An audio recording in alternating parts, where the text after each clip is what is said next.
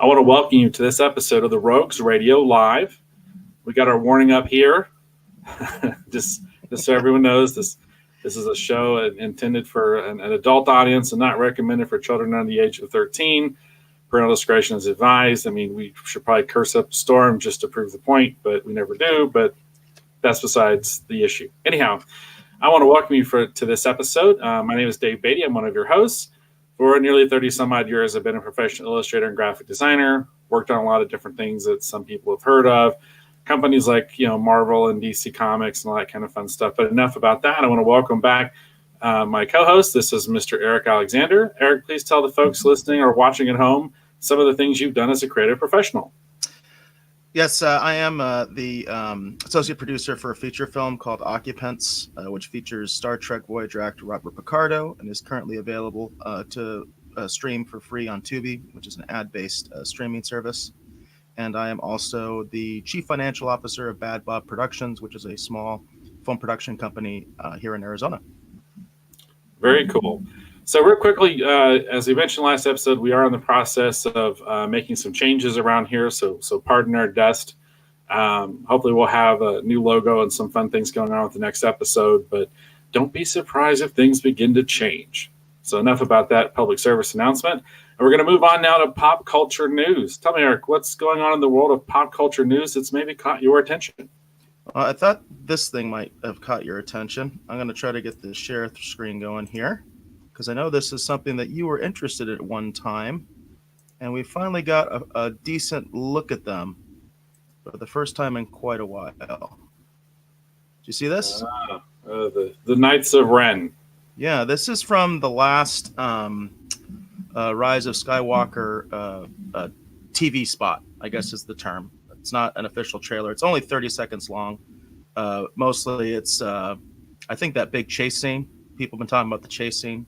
Yeah. Are you familiar with it, with the stormtroopers with the jetpack? Yeah. I don't want to sound... the thing is, I don't want to start the show by dumping all over the movie. But I just having just seen the last episode of The Mandalorian, which we'll be talking about later. Spoiler alert if you haven't seen it, but jetpacks have been a part of the Star Wars universe for quite some time, going all the way back to the Clone Wars. But what about catapulting motorcycles? Yeah, that makes a lot of sense. Anyhow, I was excited to see the clip until I saw that, and I was like, why are they on motorcycles in the desert when the basically the resistance fighters are essentially on skiffs hovering over the desert, moving faster. I was just like, why would you? There's the catapulting stormtrooper. Yeah. I mean, I guess maybe it'll make a fun toy for kids. I don't know. What it reminded me of, and I don't want to get too deep into this because I do honestly hope the film is going to be good. I really don't want the movie to be like Last Jedi. But this, to me, reminds you of some of the stuff they did in Batman and Robin and the whole toyetic thing where, we're making toys for kids. We're making a cartoon. We're making a commercial. That's how this struck me, and it struck me the wrong way. And then all I could think of is like, why doesn't someone turn around and take these guys out? It's only 4 stormtroopers. Give me a break. Like, yeah, I don't know. It's not consistent. Just the whole wheeled vehicle thing to begin with is kind of stupid. We all know that. They have speeders that are much more maneuverable. The speeders do fly. So all of this seems very superfluous. And then, of course, as I mentioned, when I first saw this, I mentioned on somebody's Twitter because that's how I found out about it. I didn't see it on TV. I saw somebody on their Twitter feed talking about it. And I was like, well, The Mandalorian kind of beat you to this, didn't they? Yeah. And we'll get to that in our episode, right? Because literally that's what happened in the last episode, right? So The Mandalorian kind of took their thunder, in my opinion, which I think they're doing a lot of. And but the thing that I wanted to talk to you about was this, because I know there was a time where you were really fascinated with the Knights of Ren. And this is probably my favorite thing of the trailer, is this really nice shot of the Knights of Ren. Yeah. And a lot of people have been lamenting that there was a lot of potential with the Knights of Ren. And I don't think there's any way they're going to be able to save this. But I'm hoping it's not just one little scene and they're blown up or something like that, So maybe we'll finally get something. of the Knights of Ren. They do look cool, I think. You talk about a nice toy. These would be cool toys, you know.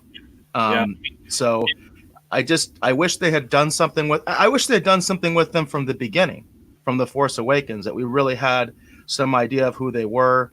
The backstory that I heard was that they started as a cult of basically Darth Vader super fans, which makes sense because that's what Kylo Ren is. Kylo Ren basically idolizes his grandfather. So that's one part of the story that I liked and was intrigued by the first time I heard about it, which I heard about it before the movie came out. I thought it was going to be a big deal. And of course, all we got was one shot of the Knights of Ren. We didn't even get to see them slaughter the Padawans or whatever was there at that time at the New Jedi Academy. We didn't get any of that, you know? Right. So I think we got one guy getting killed, looked like some guard or something like that got killed in The Force Awakens, and that was it. That's all we saw in that flashback that Rey has. So anyway, I do remember that you were into the Knights of Ren. I thought I'd bring it up. This is a cool shot of them. I think it's the coolest thing in the trailer. I do think the motorcycles are dumb. I do think that the jetpacks have already been done. Mandalorian beat you to it. You guys knew that, right? I mean, you assume they know that, but who knows who's really running things at Lucasfilm at this point? I've said it before. I very much think that Kathleen Kennedy might be a figurehead at this point, and they're kind of rudderless at this point, just going in different directions all over the place. Well, we'll see. We'll see. It's funny because they could have had these guys, where we could have had, maybe a couple of them in the second film, and then Rey ends up killing them, or, somehow they end up getting killed, and then we could have. I don't know if you're a fan of the film. Oh man, here I'm blanking on it. It's the Robert Rodriguez film, Desperado. There's that scene where Antonio Banderas is calling on the phone. He's talking to his friends and he's telling them where he is. And he's like, bring your guitars. There could have been that cool scene where Kylo calls the rest of the Knights of Ren together. So in this last movie, it could be a reckoning. The other thing that they could have done, you talk about what ifs. I mean, what if they just had sort of a minor Knight of Ren who's maybe the equivalent of a Knight of Ren Padawan or something like that's running around, and Rey could have killed him or beaten him. You know what I mean? Instead of having him actually having her beat Kylo Ren in the first movie with no training. You know what I mean? Right. And then there's like a whole nother motivation going on. There's a whole nother it's a much more dynamic story at that point. If you had something like that happen, where this is sort of the new kid on the block, the new knight, the apprentice or whatever, and she kills that guy or beats that guy, chops his hand off, something like that. You know what I mean? Right. And it could have made a really cool other dynamic, but instead these guys have been completely ignored. I don't think they're going to be saved in this new movie, but I am hoping we get something that's kind of cool and fun about the Knights of Ren finally, because I do think that was a lot of wasted potential from the new trilogy. Unfortunately, I'd have to say I agree. There could have even been a cool scene where, the Knights of Ren have Rey surrounded and say, you're the last of the Jedi Knights. And, we are the new Knights. We are the Knights of Ren. And soon we will be the only ones. You know what I mean? Like, it could have been cool. You know what I mean? Yeah. Like, we're going to take that mantle back. The Jedi are no longer the Knights of the Galaxy. We are, that and then even although it would have been unsatisfying, but even with Snoke, remember Snoke had these guards that were not the Knights of Ren. Obviously, they had a different look and all that kind of stuff. Right. And it was just like, why couldn't the guards been the Knights of Ren? Why couldn't there been something with that? If you get into this stuff, it's very clear that there's a lot of stuff that Rian Johnson did, where he just basically said he didn't even care about what JJ was trying to do. And I think what JJ is trying to do is trying to fix it and get it back to what his original idea was. And I don't know how he's going to do that, because I think, and I'm someone who didn't like The Force Awakens to begin with, but I'm just saying, I know he had some ideas, and from what I've heard, Rian Johnson pretty much ruined those ideas. So now he's got to kind of try to fix it. There's all these leaks coming out about really bad test audience reactions and multiple endings, and who knows what's true and what's not. but it kind of makes sense to me with what's going on, what has been going on with the franchise lately. So we'll just have to see. We'll have to see if this is any good or not. Yeah. Like I said, I saw the spot. I was excited to see that we had some information, because I've been jonesing for any good information on the film, because I do want the film to be good. And I enjoyed Force Awakens for what it was. I did not like Last Jedi, but I'm still hoping that J.J. Abrams will be able to give us a nice Star Wars movie. But I'm enjoying The Mandalorian so much, I'm beginning to think that maybe that's where the future of Star Wars lies, is on Disney Plus. But that's just me, maybe. You're not alone in that thought. There's a lot of people talking that way. So that's pretty much all I had for pop culture news. Did you have anything with pop culture news? Not really.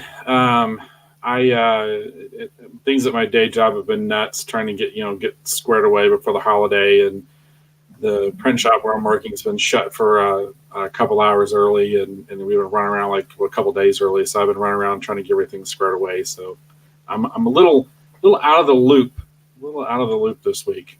And that is the reason why we're on early today. We normally start at 7 p.m. Arizona time, which I think is that's Mountain Standard Time or Central. I don't know what Arizona falls into, but because we're weird since we don't have daylight savings time. But we usually start at 7 o'clock Arizona time. We started at 5:15 today, and that is because of the holiday, so that people that are getting ready for Thanksgiving can go ahead and do so. We can just get our content out before they're gone.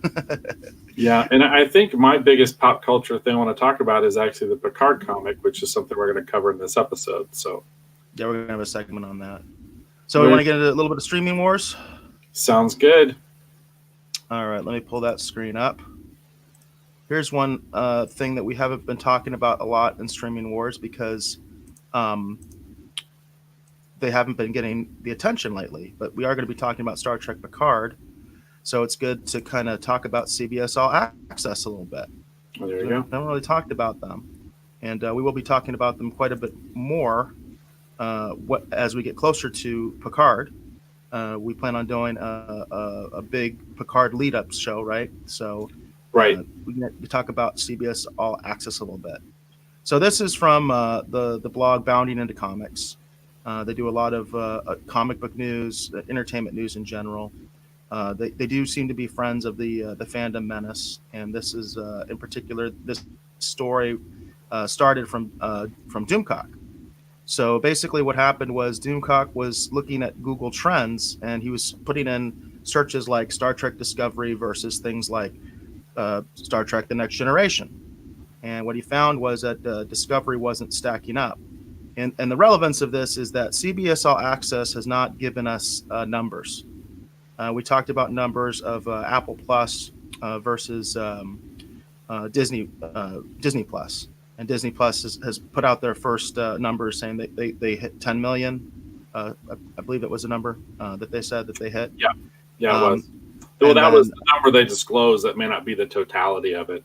Right. Like it wasn't clear whether they were including the Verizon subscribers who are free, Correct. Things Correct. like that.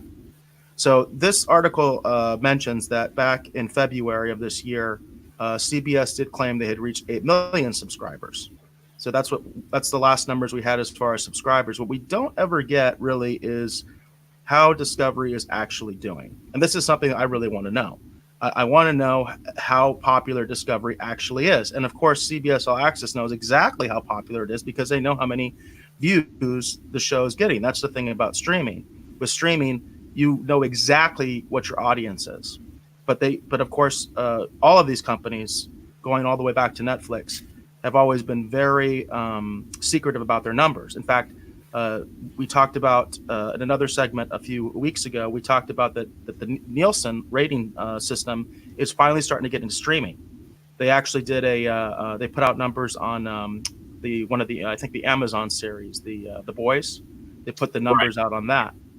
And one of the things that these companies don't like is, of course, Nielsen's only about what's on the TV.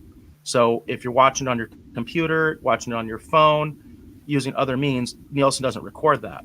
And I get why streaming services wouldn't like that. But my thing was, well, they can fix that by just disclosing their numbers and letting people know what they're actually getting, especially someone like CBS All Access, because I can understand Netflix being a little bit more secretive because they're not ad based.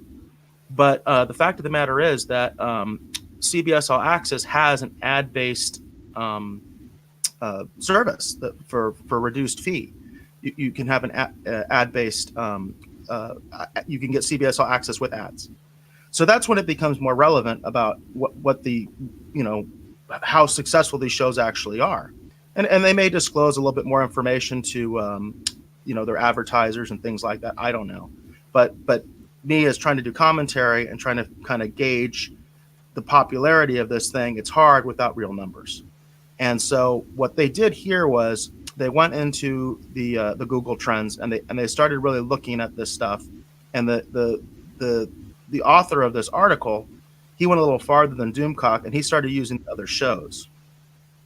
So he actually started putting in searches for things like Star Trek Voyager, Star Trek Deep Space Nine, things like that. So the part here he says, I did my own, and then I have a little ad coming up. Get rid of that. I did my own experiment to see if, in fact, there is a problem with Star Trek Discovery, and I found some very interesting things. First, Doomcock is on point. As you will see below, Star Trek Discovery is losing in trends to both older shows and the current comedic take on the franchise, the Orville. They also compared it to the Orville. As Doomcock pointed out, the Next Generation and the Orville crush Discovery on Google Trends. And this is the actual graph here. Again, this is from Bounding into Comics, if anybody wants to actually look at this article and look at it in more detail. It says Discovery has been flatlined since last year. It only got close to the trends of Star Trek The Next Generation once back at the end of 2018. As noticed previously, TNG has been off the air since 1994. But I wasn't done. I wanted to go a bit further to get a clear picture. I removed the Orville and instead added in two other older Star Trek shows for reference, first Star Trek Voyager and Star Trek Deep Space Nine. I also expanded the search to 2 years instead of one to give Star Trek Discovery a better shot and for clarity, of course. Full disclosure, our editor, John Trent, mistakenly believed DS9 to be the better series in the franchise. We can all forgive him for being wrong. Okay. So now on to the results. So here's the chart. It's a little difficult to see here, but again, you can go to the article itself, and it shows the different shows. We can see the results aren't all that wonderful for Discovery. Obviously, TNG is still performing way higher than Discovery, but so is Voyager. At points, Deep Space Nine had slightly higher search interest. Only at one point this past June was Discovery able to overtake Voyager in Google Trends. He said, I then decided to compare Star Trek Enterprise to Star Trek Discovery. So he's going deeper. It says, as we can see, Discovery, with its $8 million an episode budget, cannot even hold off a UPN-produced Star Trek Enterprise. So he's saying they even lose to Enterprise in Google Trends. So this is interesting, and it's telling as far as how popular Discovery might be. One thing that I will say that I always noticed was the way that I started getting to Orville with the Orville fandom was I started going on Twitter and using the hashtag and talking to other fans about the episodes as they came out. Right. And of course, Orville, at one point, Orville and Discovery were basically like coming out at the same time. And so what was funny was I would see Orville trending. I never saw Discovery trending.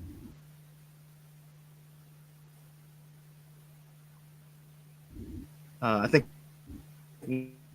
one. I saw. We lost the feed for a little bit there.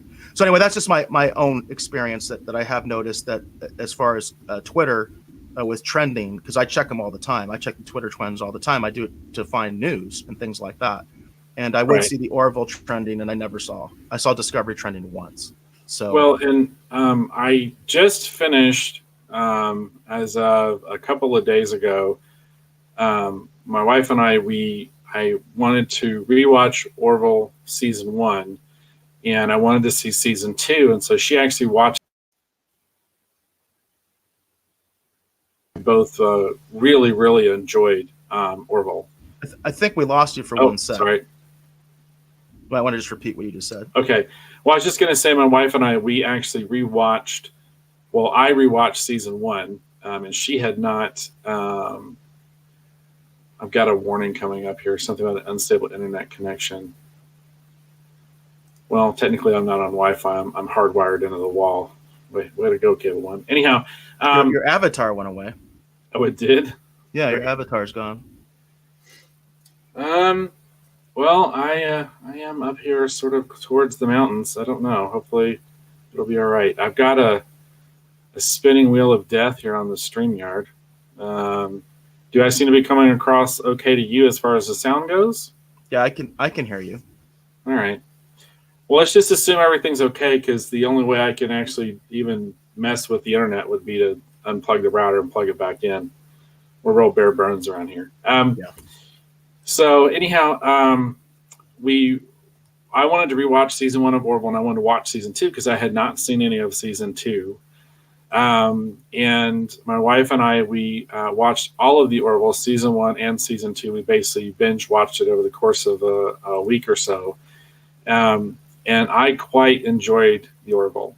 I like Star Trek Discovery for what it is. I mean, I think people know that on the show, I'm the one that's, enjoyed Star Trek Discovery. I really enjoyed season 2 more than season 1. Still holding out for that, either that Pike streaming first movie or something. They're going to do something with the Enterprise crew. I know I watched the last Short Trek as well, and I liked it okay. I didn't think the Short Treks, I'm not sure really show the potential for an Enterprise show, in my opinion. I liked the first one with Spock and Number One caught in the elevator. I was not a big fan of the Tribble one. I did not like the Tribble one.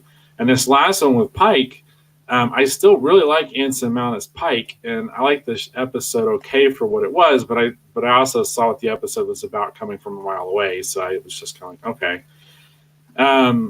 I still think an Enterprise or a Pike-based show could be a lot of fun, and I think could do quite well. I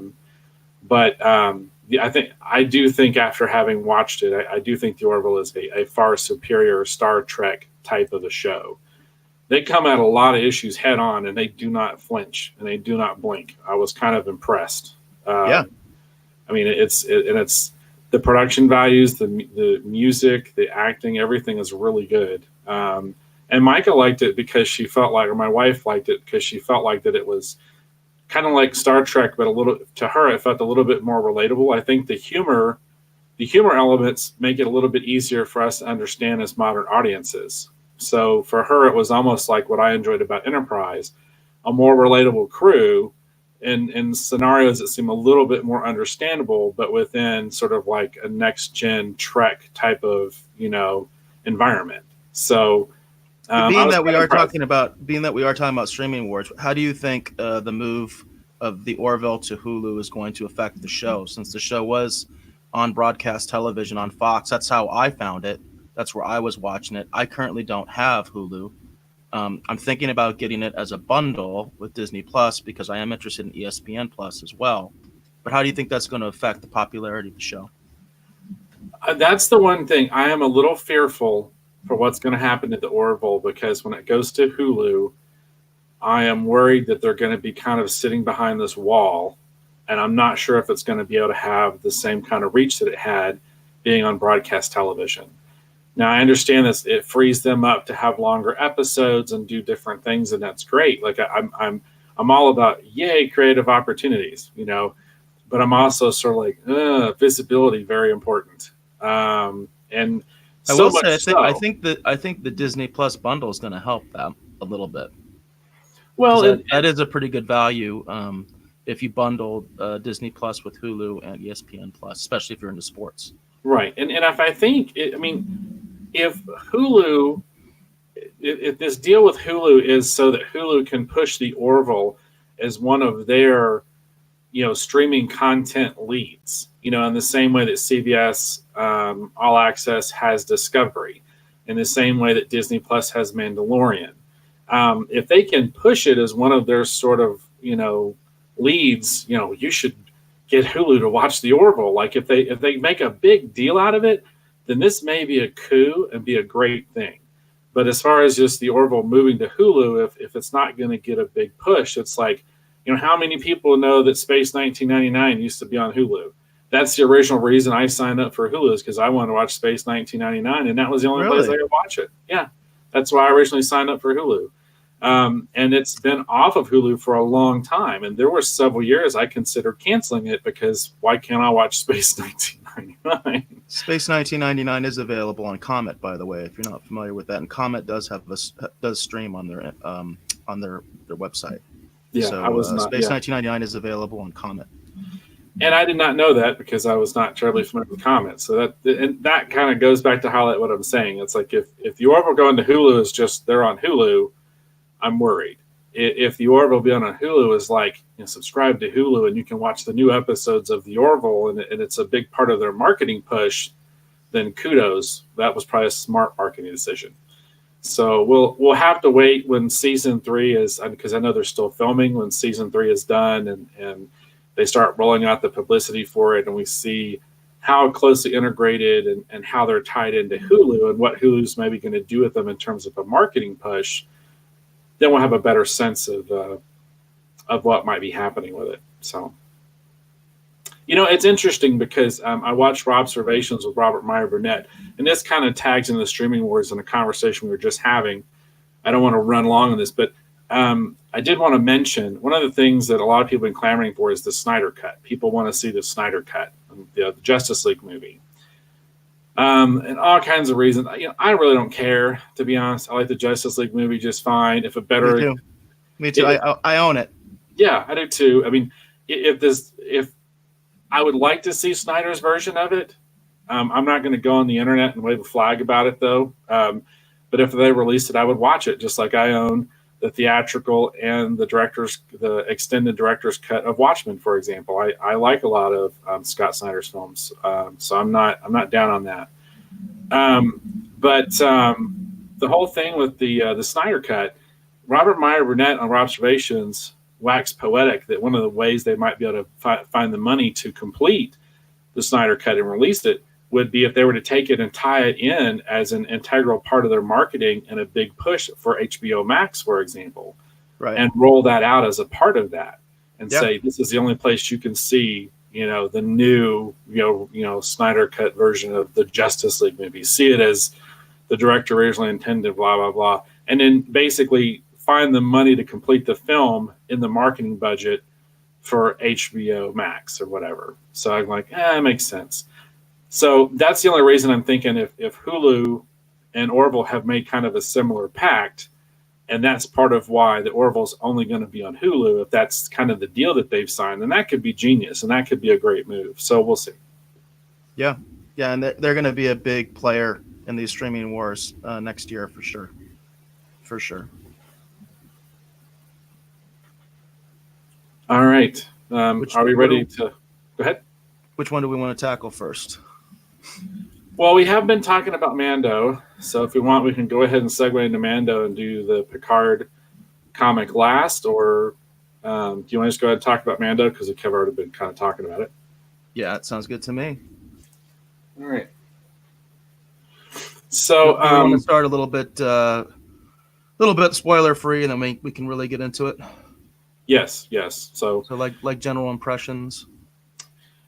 So, well, as we've been doing this show, I think on the last episode, I talked about my impressions of the first episode, and then we also talked about the second episode.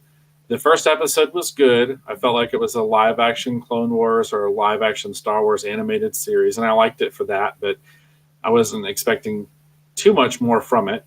I thoroughly loved the second episode, and I thoroughly loved the third episode too. So, and to kind of give you my wife's read on it, which I've been shocked at, it is my wife's favorite Star Wars thing she has ever seen. We actually, a couple nights ago, after we finished, because we finished the Orville, and we're kind of still in a sci-fi mood, and she's like, well, let's just rewatch Mandalorian. I want to rewatch it again. So we watched every episode of The Mandalorian back to back all over again just because she wanted to watch them again.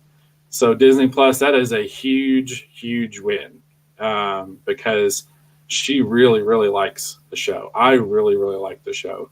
She's a Star Wars fan, but she's not like a diehard, you know. So I was, and I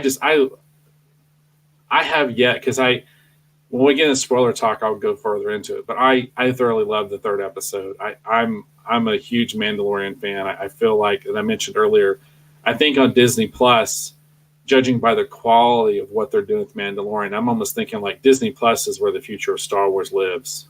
That's what I'm thinking in my mind right now. So, Eric, what were your impressions of this latest episode of The Mandalorian? Well, as I discussed previously, the first episode was very uneven to me. There were times when I kind of felt like, where's this show going? What does it want to do? That kind of thing. And I ended up being very much in the middle, where I didn't love it. I didn't hate it. I was just kind of like, yeah, I'm not really understanding this. The second episode, to me, I said it before, it's all about Baby Yoda. That's what I have up on the screen. This is the new dynamic duo, as far as I'm concerned. I love the Mandalorian running around with the Baby Yoda, who I guess officially is referred to as the title of this episode, the child. I guess that's the official designation for Baby Yoda, is the child. That's all, because that's all we know right now. We don't know its name. We don't know its relationship to Yoda, if it's simply a member of the race, or there's some a family relationship, or it's a clone. We still don't know that. So I guess officially it is the child, which is the name of the episode that we're going to be talking about. The child, I thought, was a very interesting episode. There was a lot of stuff that I liked, but there was one big thing that I think you'll know I didn't like. When we start going into the deep dive, there's one thing that really irked me, because I felt like they gave me a false red herring. And anybody who knows what a red herring is, it's like, yeah, it's false information that you're given that basically leads to a dead end. But it's not supposed to just be an outright lie. And I felt like they lied to me. Episode, the previous episode that I lied looking forward to, that didn't happen, and the way they did it I thought was kind of cheesy. But overall, I did still like the episode. I do like the way that this show is filmed. There are people that don't like the score, and the score is really growing on me. I'm really starting to really like the Mandalorian theme and stuff like that. Like, I kind of look forward to it. I like watching the credits at the end with the concept art, with the theme going. I really enjoyed it. I'd have to say I'm going to chime in and say that concept art at the end of the episodes with the theme music is a brilliant touch. I mean, it's amazing. Yeah, for people that like to skip over credits, don't do that with the Mandalorian. You should watch them. So and it's cool. It reminds me of like being a kid and seeing that Ralph McQuarrie concept art, in a magazine or something. It's just amazing to see. And that concept art for the Mandalorian is beautiful. I mean, it is just like, I just sit there with my jaw on the floor. The quality of that concept art is mind blowing.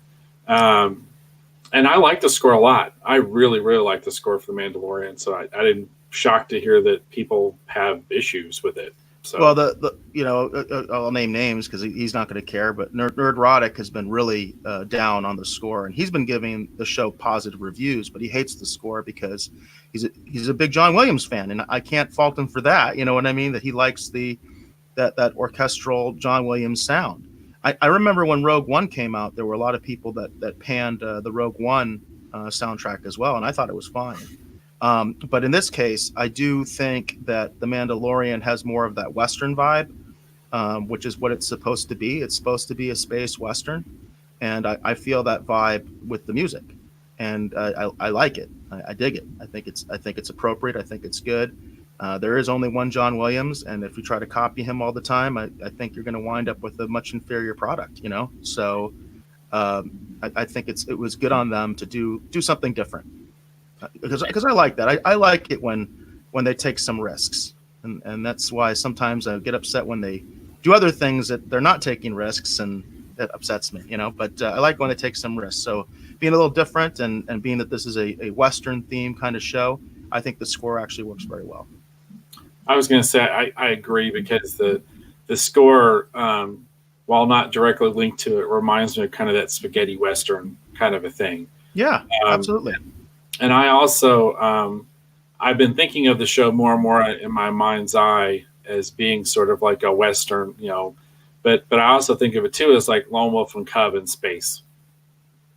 Yeah, I can see that.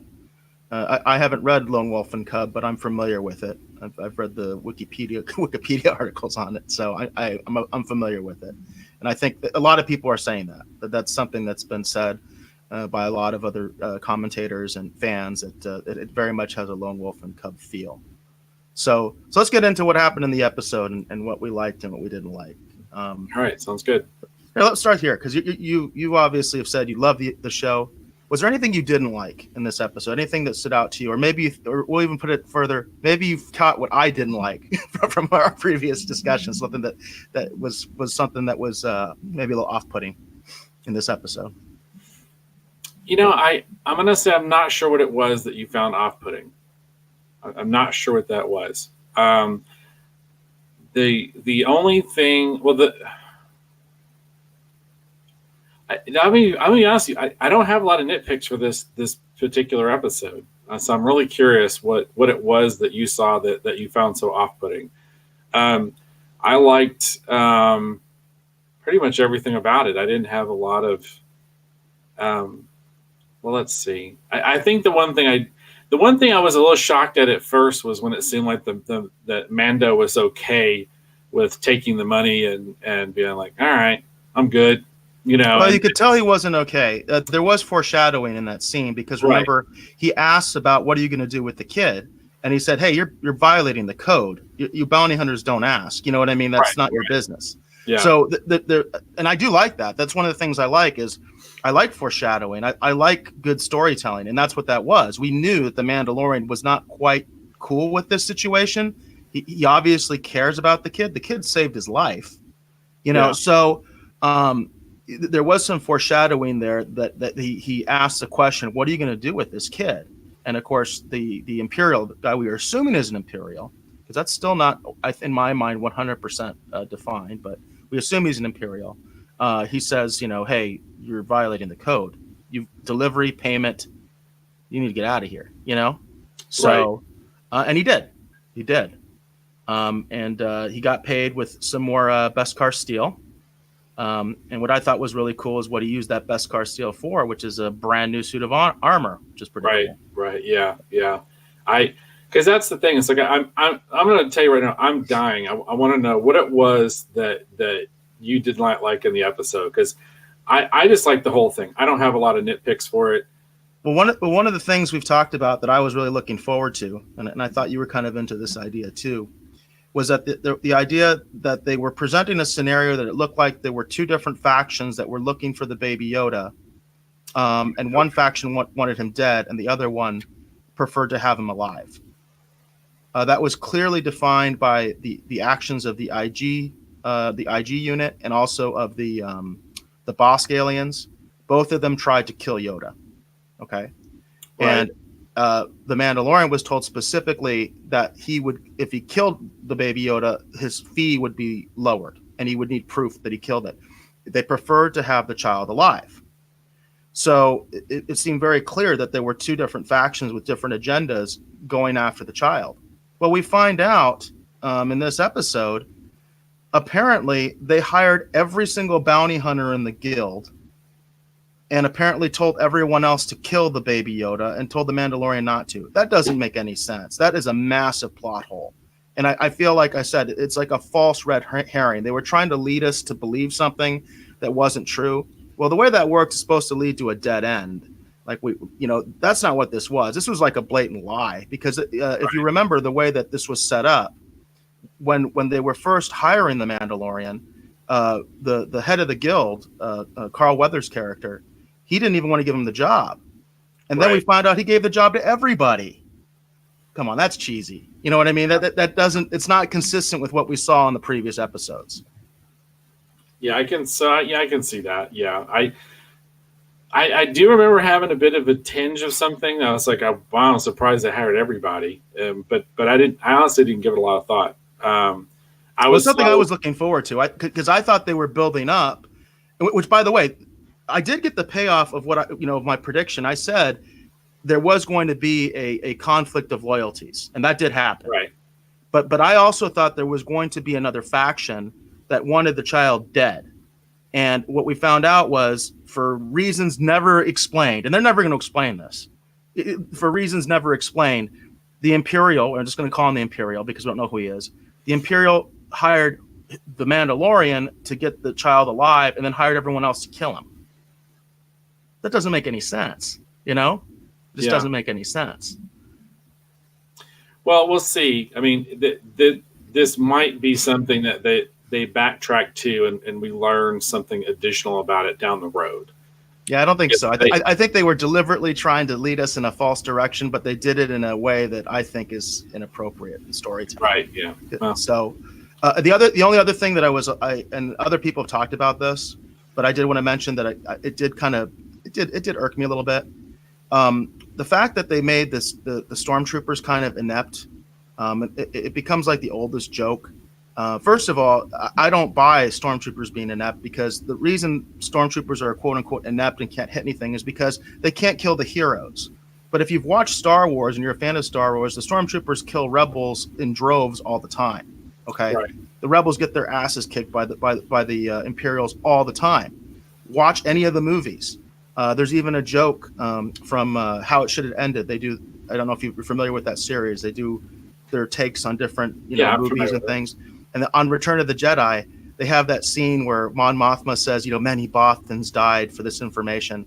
And one of the rebels in the briefing room says, "Hey, lady, I'm not sure if you noticed, but all we pretty much do is die, except for the A-team over there." And then they show like Princess Leia and Chewbacca and Han just kind of sitting there all awkward, Yeah. So I personally don't like the fact that, because I think that's kind of a false narrative that fans put out, that stormtroopers are inept idiots. They're not. It's that you can't kill the heroes, and we focus on the heroes. We don't focus on all the minor characters that are getting blown up and killed in every single episode, And these stormtroopers survived the Galactic Civil War.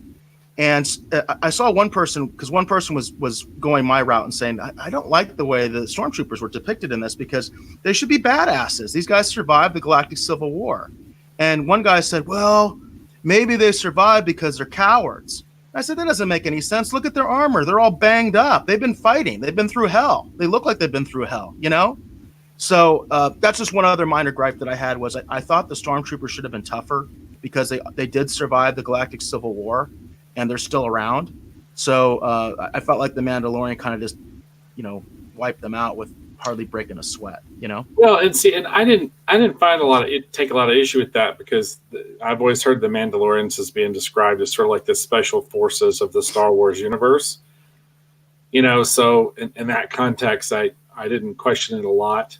And then also too, I mean, these episodes are not hour-long episodes, so he had to get through those guys kind of quick, just because we got to move the story along. So I think that they were kind of a victim of pacing. Well, so. I will say then that I wish these episodes were longer. That's a gripe too, because I do think that they could take their time a little bit more.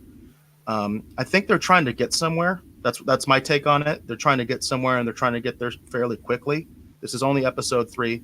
I thought there were 10 episodes, by the way. There's only going to be 8. So yeah, they kind of have to get to wherever they're going pretty quick, because they're almost halfway through the series now. Right. Next week or as of Friday, they'll be halfway through the series. Right. So I understand that. If anything, I would say I wish it was longer, because I did enjoy a lot of that. I just felt they could have expanded that. The Mandalorian could have gotten hurt. Something. You know what I mean? He got hurt by the boss guys. Right. So, and there were a lot more stormtroopers than there were boss guys. I just felt that, again, I'm a lore person. I'm into world building, and I'm just thinking these stormtroopers should have been tough because they survived the Galactic Civil War. Now, I will say something I really liked was a little bit more of a hint into the life of the Mandalorians. And I think you might have liked some of this too, because it kind of fell into some of the stuff you talked about before we even got to see the show, which is that apparently the Mandalorians are in hiding, and the Mandalorians only come out one at a time. I thought that was really cool. And also the thing about the mask, because I'm really into that. I do not want to see his face. I don't want to see his face. I like the mystique. I love the fact. Did you notice when he got into it with that one Mandalorian that was ragging on him? He tried to take his helmet off. Yeah, yeah. I thought that was so cool. That kind of lore building, I love. You know what I mean? That I thought that was really cool. No, yeah, I totally agree. I mean, it's and that's what I'm talking about. It's like there's so much good stuff in the show. You know, whatever that's why I have a lot of minor nitpicks is because I've been enjoying so much of it, and I like that idea because it means that we're not going to have half the show with him, you know, missing his helmet or something. Yeah, I do not want to see his face. I've seen some people on Twitter or whatever, and they're like, "Yeah, we're going to see his face." It's like, "Oh my God, you're going to ruin the show. We don't want to see his face. Don't show his face." They just established that that's like the worst disgrace and dishonor for the Mandalorians. They do not show their faces. We even saw in previous episodes that the children wear helmets. You know, right. It's just like it's part of the mystique. It's part of the mystique of Boba Fett. This is all based on Boba Fett. One of the reasons Boba Fett was so cool was because we never got to see his face, and that's one thing that I'll rag on Lucas about was he the way he told Boba Fett's origin just was off to me. You know, I don't hate it, but I don't like it either. And a big part of it is, you know, can't show the guy's face. You know what I mean? Like you just can't do it. So I like that. I don't just like that. I love that because to me, that's Star Wars. Star Wars has always been about major popular characters that we never see their face. Right. The biggest, baddest of them all is Darth Vader. The only time we see Darth Vader's face is when he's dying. He's about to die. And then we see his face. That's the way it's supposed to be. Because I love that kind of stuff. I love that about Star Wars, that you can have actors that become iconic and beloved by the fans, and we never saw their face. I mean, think of Jeremy Bulloch, right? The original Boba Fett. Oh, yeah, yeah. Fans love him. They love him. You know what I mean? He's adored by the fandom. Never saw his face. Never. You know? I have an autographed photo from Jeremy Bulloch on my wall. So he's a good guy. I met him at at Phoenix Comic-Con, and I got to, actually we were showing a fan film that he was in, and so he actually, because I did the film festival portion, and he was in it. He actually came and introduced it. He was lovely, man. But I'm just saying that's the kind of stuff I'm into. That's Star Wars to me. It's like I just love the fact that their culture says don't take the helmet off. You're going to ruin it. You're going to ruin it. Like it's part of their culture. It's part of their mystique. So what did you think about the whole thing with him basically deciding to kind of turn on the Bounty Hunters Guild and the conflict with the Bounty Hunters Guild? I didn't. I guess that's the thing. I'm curious to see where we're going with the next episode because he's clearly leaving the planet. So I'm not exactly sure where he's taking the child or where he thinks he's taking the child, or I don't know if he's going to like another Mandalorian settlement and he thinks the child will be safe there. Like as far as him turning on that Bounty Hunter Guild, I mean, he was just using them for money. So I didn't take a lot of issue with it. Well, clearly he has a relationship with the Carl Weathers character. Right. And there's a lot of speculation about whether, which I think it's a little much, but I could see it. Some people think he deliberately spared Carl Weathers' character because he knew that he had the Beskar steel. Remember, because Carl Weathers showed it, that he was paid in Beskar steel. Right. He pulled it out and then he put it back in. And some people think the Mandalorian actually took a deliberate shot to spare him. But at the same time, you have to think that Carl Weathers is coming after him, that he's an enemy now. So. Well, and that's the thing. I've been surprised by the show so much. I'm just going to trust where we're going. That's what I'm saying. It's like, I'm not even sure if we are not going to revisit who these stormtroopers really were. I'm still not 100% convinced that they were actual real stormtroopers. And I'm not. Well, I think they were real stormtroopers. I just think that I can still see the mercenary theory because I even said that. Because the Mandalorian has a line with Carl Weathers' character where he talks about this is the Empire, and Carl Weathers is like, the Empire's gone. All that's left are mercenaries and warlords. That's exactly what he says. And then he also says if you're really concerned about it, you could always go to the core systems and report them to the New Republic. And of course, he says, which I think was kind of like an in-joke also, he says, oh, the New Republic is a joke. And I kind of feel like that's a little backhanded thing to The Force Awakens because of the way that the New Republic was just a non-issue. So I think that's kind of what they were. I think that was a little bit of an inside joke, personally.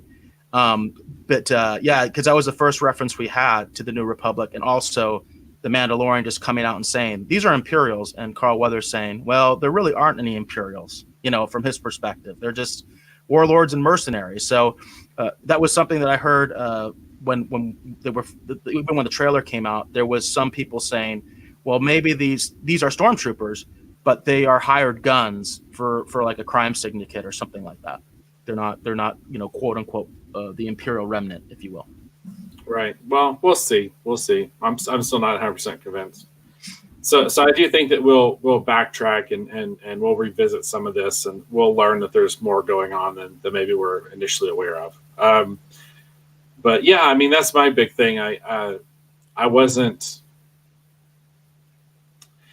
To be honest, with it being kind of a Western, I honestly took it just as Carl Weathers just kind of got lucky.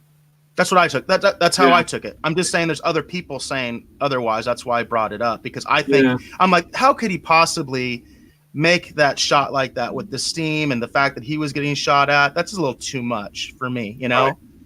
I did like the reference at the end when the other Mandalorian does the flyby, which I thought was very much an Iron Man moment. I mean, this is Favre. I thought that was an Iron Man moment, and he salutes him and stuff. And I did like the Mandalorian saying, "God, I got to get one of those," because I ththought that myself. I was like, "Where's his jetpack?" Yeah. Well, it seems like when the first episode, he said and it's interesting too, because the leader of the Mandalorians was a woman. The blacksmith. Yes. We don't know exactly how that whole thing works, I don't think, but yeah, she's obviously like the matriarch. She's also in charge of the foundlings. It sounds like she's in charge of raising kids. And she and it seems like as he's like coming back and bringing more stuff, kind of for the tribe or whatever, he's kind of earning like these different pieces and things as she forges them for him. It's like, well, she was going to give him a sigil. We'll do that. Yeah. A sigil, and he said no because he got it in a dirty way. Yeah, so I could see eventually he's going to wind up hopefully with a jetpack, or a rocket pack or whatever it is. I love that ending because I was like, how in the hell is he going to get out of this one? And then all the Mandos showed up, and you realize it's like, oh, his tribe is strong. He is one of them. They're not going to leave him just hanging out there by himself. They came to his rescue, and I was like, going, that is badass. That is cool. Yeah, that's probably one of the coolest things I've ever seen in Star Wars is the Mandalorians flying and fighting while they're flying and all that kind of stuff. I mean, I think Star Wars fans have been wanting that for a long time, to see something like that. And I think honestly, it's what makes that Rise of Skywalker clip even more ridiculous. Is like after having just seen that, and then we've got these weird catapulting motorcycles. Everyone's like, they can fly now. It's like, dude, and that's the thing that killed me. It's like, Finn, you're a stormtrooper. You should know that stormtroopers have had jetpacks going back to the Clone Wars. How do you not know? It's like, are you kidding? Because he's a janitor. He's the black janitor. Don't forget that. I mean, I can't let people forget that, because the other side sometimes is just crazy. I'm like, look what they did. Look what's actually in the movie. Yeah. So, yeah, the Mandalorian totally beat the Rise of Skywalker. I mean, totally beat him on this point. The way that the Mandalorians fight was just cool. It made sense. Like it looked right. The thing that they're doing with the stormtroopers just looks like a cash grab for a new toy. Yeah. I could see a little catapulting motorcycle thing, which would be a cool toy. You know what I mean? Shoot the stormtrooper off. And if they don't do that, then they're really idiots. You know what I mean? But the Mandalorian, I think, did it so much better. I loved seeing the way they did the combat, how they integrated the flight capabilities. I loved seeing that Mandalorian that apparently is a rival of the main man of the Star. Right? So we don't know his name. Yeah. And coming in with that big like machine gun type thing. Yeah. It's cool. It was very cool, and I like the fact that they're kind of developing the Mandalorian culture a little bit more. So now we have more characters. We have the female character. We have this sort of frenemy. You know what I mean? We're getting more about the Mandalorians, and that's what I want. Yeah. Yeah, well, I like I said, I thoroughly enjoyed it, and I the the different people I've been talking to, if they haven't seen The Mandalorian, I'm like, why aren't you watching The Mandalorian? It's really good. So, and the reason might be because it has a paywall. might be, yeah, that's true. That's true. Can't forget that. But it's definitely worth, if you haven't done your free trial yet. Definitely think about for sure. checking out The Mandalorian because, I'm digging it. I have my issues with it. My issues usually come down to lore issues, story issues, but overall, I do think it's an entertaining show. And I love Baby Yoda. Baby Yoda. That's really cool. So are we saying that's good? Do we want to move on to Picard? Yep, I think we went a little long, so we probably should move on. All right, sounds good. All right, so we're going to be talking about the new IDW series that's coming out. That's the Picard Countdown comic series. They released issue 1. This is, as far as I understand, an official lead-in prequel type of a book. Yeah, Eric's got it there. That's gonna. Copy. Did you get the physical, or you do the digital? I did the digital. So I have a physical copy. I just want to mention that there are 2 other covers. So I'll put that. Can you see him? There you go. So there's one is a photo cover of him with the dog, and then another one is more of just like a headshot. Whereas this, I guess, is more of like a upper body shot. Right. This is the main cover. The comic book store that I went to, and I do want to give a shout out to the comic book store. It was Ash Avenue Comics, which is in Tempe. They're very close to the ASU main campus, and that's where I got my copy because I always want to give a shout out to the local stores when I get a comic. And I got mine from Comixology, so I don't know if I'm doing anyone any favors, but that's what I did. Well, give a shout out to Comixology then. If that's how you get your comics, then give a shout out to them. Yeah. And it's mostly because we decided to do this after the fact, and I didn't know if my local comic store would have these in stock or not. And instead of running around trying to figure out what I was going to do, I just decided to buy on Comixology and save myself a step because I figured it would be there, and it was, and it looked really good. And it was I enjoy digital comics, and as I'm moving forward, I'm looking at putting more of my stuff on the digital platform anyway. I mean, I think a lot of people have known that I've been doing webcomics going back to Bushi Tales. So I've been into digital stuff for quite some time. Well, Red Skirts very much ties into Star Trek, so you should put a little plug in there because Red Skirts is available online. So people, if they want to check that out and enjoy it, they like Star Trek, I think they'll like Red Skirts. Yeah, we should definitely we should mention Red Skirts. But yeah, as a matter of fact, along those lines, I have actually a couple different pages for a new prologue or epilogue. Epilogue sequence for Red Skirts that we're adding to the first volume. That's going to tie into events and later comics that we've decided. We kind of figured out the direction for some different things we wanted to do. So we're adding epilogue sequences in. So I've been working on those and completing those images and those pages, and I think they're coming together really nice. And of course, awesome. Red Skirts is available as a free webcomic if you want to read it or check it out. You can check it out on redskirtsonline.com, and you can read it there. And I can say as a Star Trek fan, because I don't have any official role with Red Skirts, I can say as a Star Trek fan, if you're a Star Trek fan, you'll love Red Skirts. It very much ties into that, but it also ties into a lot of other science fiction. It's a lot of parody and homage to a lot of classic science fiction.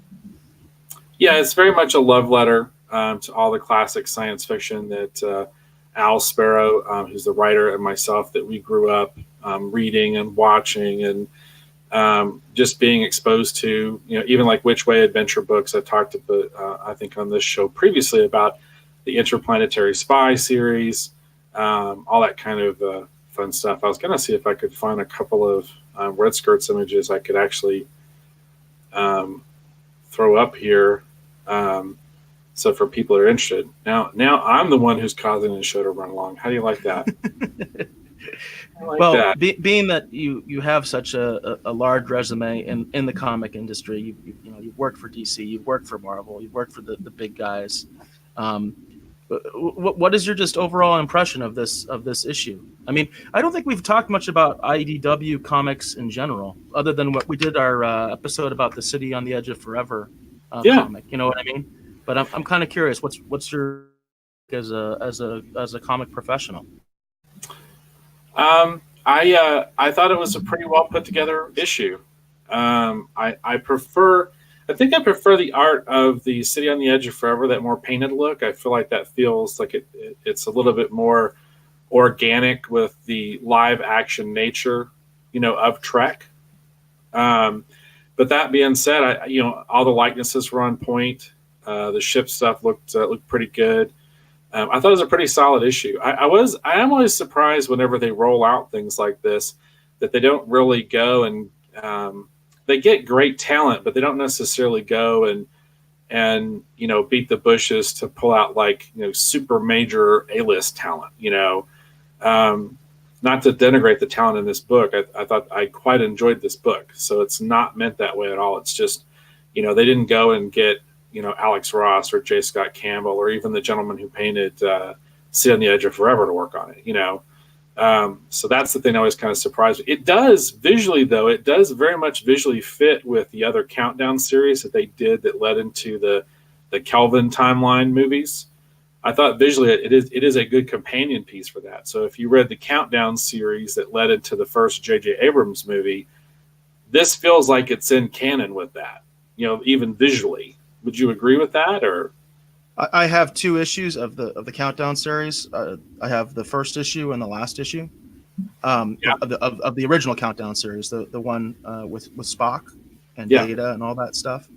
And I would say, I think both of them have what I would call sort of more of a modern standard comic book look.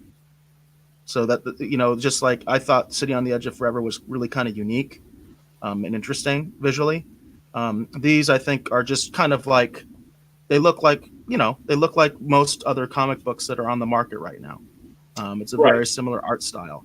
I'm not someone that dislikes the current style, so I'm not. That's not a knock, but I'm just saying it's very much consistent with most other comics that are out there. That's what I would say. It's a very kind of mainstream comic look, if you will, modern mainstream look. Which again, I'm not trying to knock it. I'm just saying that's what it is. It's not like me personally. I've told you my favorite artists are Bruce Timm and Alex Ross. So I like super cartoony, which is one of the reasons I like Red Skirts, because I think Red Skirts it's kind of cartoony. Did you just put something up there? Hold on. I'm not ready yet. I was going to show that, and I was like, maybe not that one. So I like that Bruce Timm style. It's very cartoony, and I like the Alex Ross style. That's photorealistic. I'm very extreme in my taste. So that doesn't mean that I don't like this. I'm just saying that it's not anything. It's not anything more than what you normally see from comics these days. And again, that's not necessarily a bad thing, because I don't necessarily. It's not like I hate modern comics, but I think the original Countdown was much in the same way in terms of art.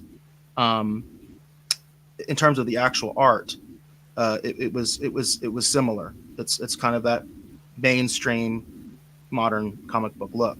I do think it's interesting because you've read the entire previous Countdown series, right? Yes, I did.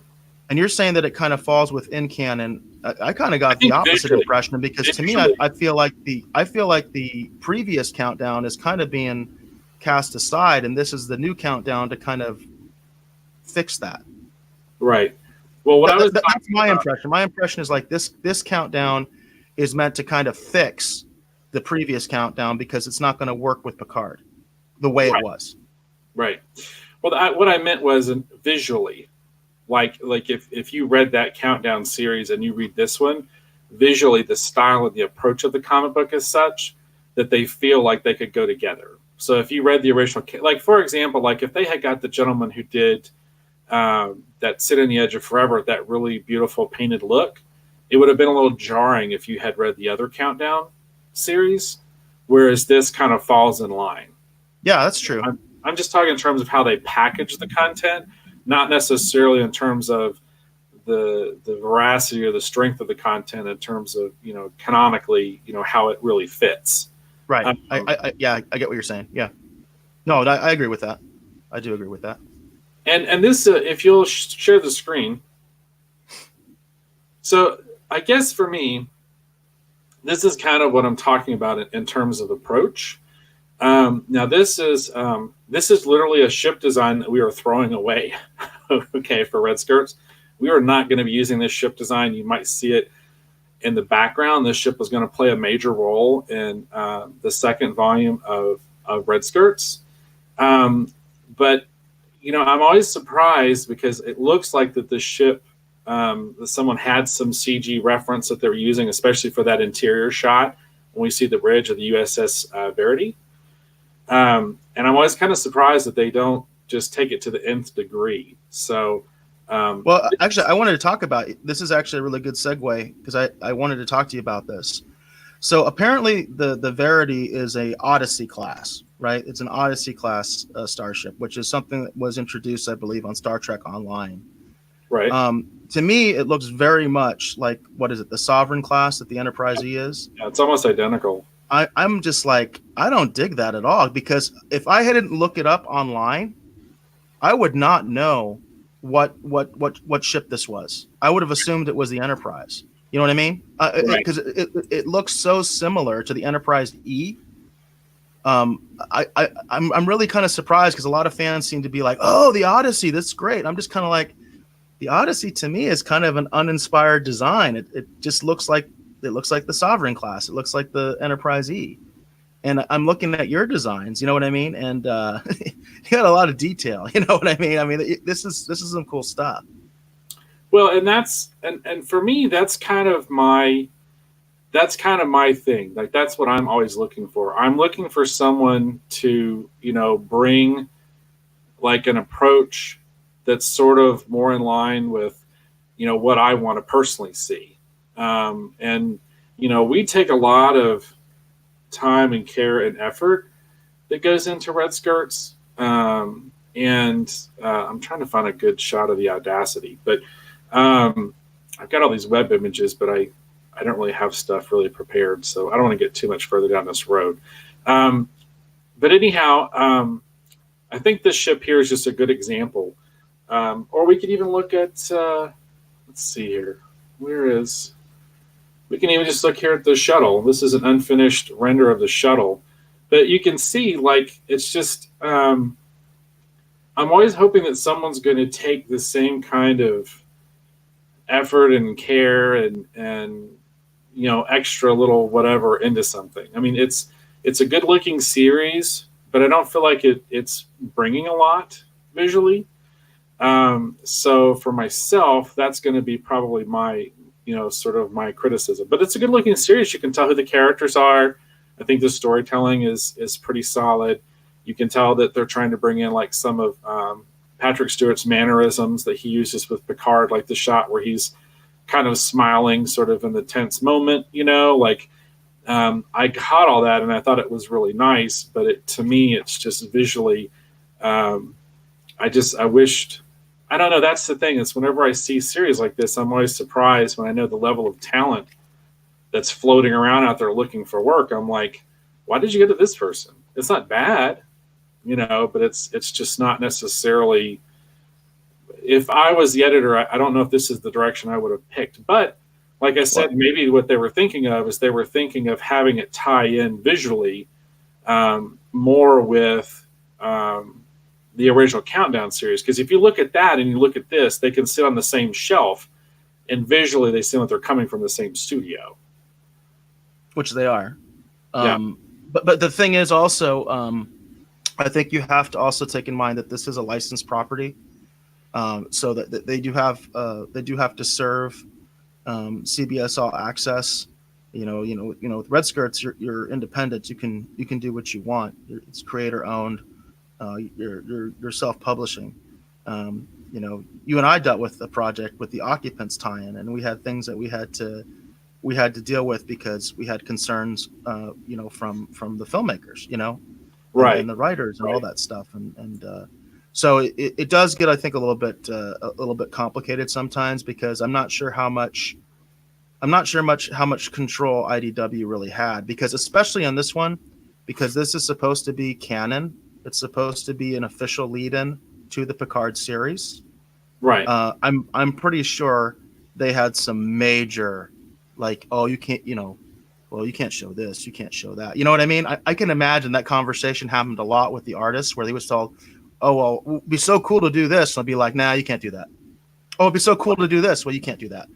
You know what I mean? Right. I could totally see that happening, because this is considered canon. It's not its own series.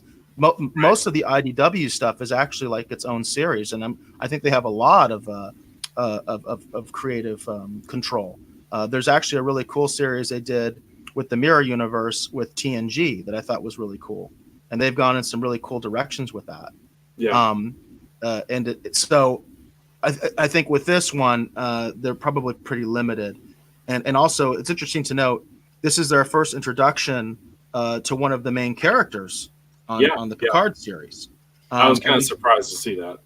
And we get like her backstory, which I had some issues with that, by the way. I had some issues with her.